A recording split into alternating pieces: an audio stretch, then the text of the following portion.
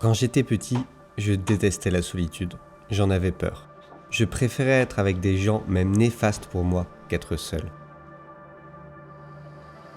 Puis j'ai découvert la photographie. Elle m'a appris à cultiver ces moments de solitude pour les transformer en moments de créativité. Et j'ai fini par les apprécier.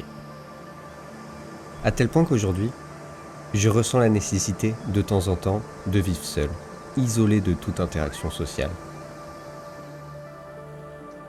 J'ai ce besoin d'avoir ces heures de solitude, où mon esprit peut être libre de divaguer, de refaire le monde, bref, d'être dans ma bulle.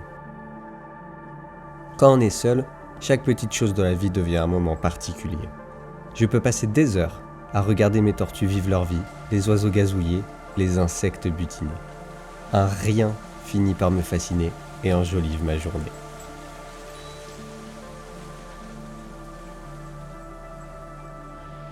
Souvent, durant ces moments de solitude, ma créativité explose.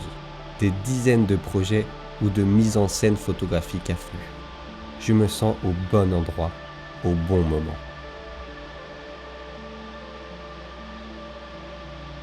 C'est drôle car, pourtant, je ne fais rien de différent par rapport à d'habitude, si ce n'est que je n'ai aucune interaction sociale.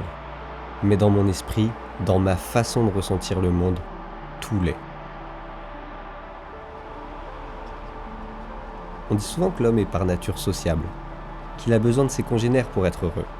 Seulement, je n'ai jamais été plus heureux que durant les sunrises.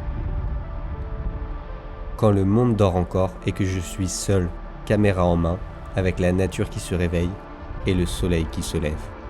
Dans ces moments-là, une sensation de bonheur vient m'envahir.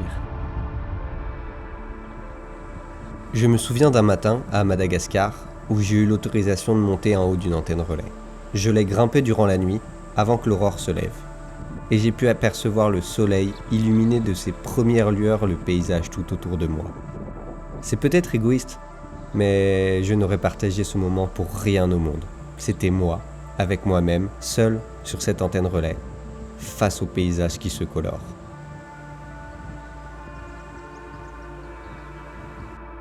Pour beaucoup, la solitude rime encore avec tristesse et mal-être.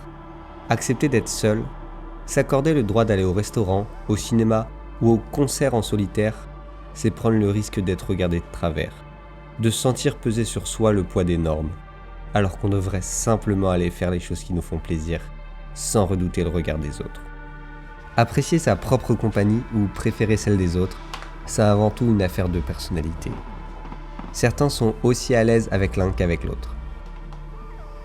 Alors soyons introvertis et sociables, extravertis et timides, un peu des deux ou aucun des deux, apprenons simplement à écouter cette petite voix qui est en nous.